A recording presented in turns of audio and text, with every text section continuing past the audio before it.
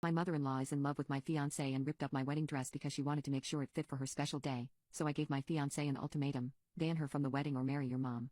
I've been dating my fiance for 4 years, and engaged for 1, but I recently found out he's been keeping a secret. I didn't meet his mother until we got engaged, despite knowing every single other family member in his family. But when I met her the week of my engagement, I quickly realized why. When she first saw me, her smile dropped so quickly, and she must have taken 15 minutes just to stare at me. After squirming the entire time, the only thing she said was that she was pleasantly surprised her son would marry a big girl for his first wife. I had to do a double take at that comment because even though I had some body rolls, his mother was so big that the mere size of her cheeks covered her eyes, eliminating any chance of making eye contact. Although I was immediately put off by her when she said that, I tried to be as kind to her as possible. It was all a waste of time, though, because she spent the entire night trying to show off her perfect relationship with my fiancé. She even sat on his lap and tried to feed him some oatmeal as if he were a sick Victorian child. However, to my fiancé's credit, once I told him that I thought that was beyond weird, it never happened again. I tried to include her in wedding dress shopping after I met her so we could get in some bonding time, but when we got there, she refused to look at any dresses that I liked, insisting that we chose a dress that was flattering for both of us. I was terrified she was going to make me match with her on my wedding day,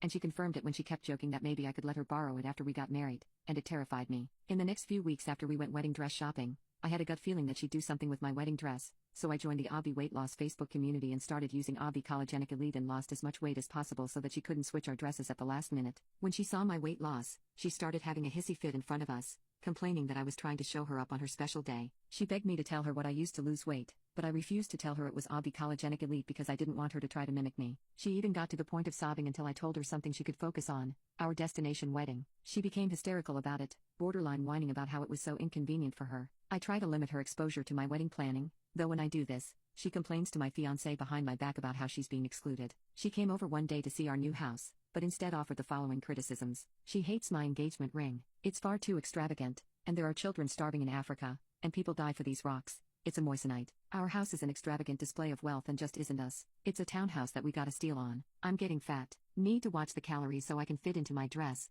Mind you, I was the skinniest I'd ever been since taking Obby Collagenic Elite. Future mother-in-law, meanwhile, is bragging about her diet and how chic and slenderizing her mother of the bride dress is. This delightful conversation was interrupted by my fiancé asking me to help him put a bed in the spare guest room together, so I assumed my mother-in-law would be fine on her own because she is a grown adult, but I heard a suspicious grunt from a different room 40 minutes later. I was convinced she might have fell or gotten hurt in some way, so my husband and I rushed to where she was and I nearly took off my earrings and fought when I saw her. My future mother-in-law was struggling to yank my dress over her head but was freaking stuck. I blurted out, "What the hell?" and she immediately started stammering, "Oh my god, oh my god, oh god." At that point, my number one concern was her tearing the sheer backing of my dress, so I rushed over to help her. It was all for nothing as she managed to scratch her way through the back of the dress and completely destroy the sheer material. She burst the side zipper of the dress and got a dirty footprint on the train. She wasn't even wearing underwear underneath the dress, so when she finally got out of the dress I was immediately flashed. I tried my hardest to keep my cool, but seeing that was my last straw, so I blew up on her, asking what the hell she was thinking. She looked smug and said that she was just trying to make sure the dress would fit me because if the dress fit her,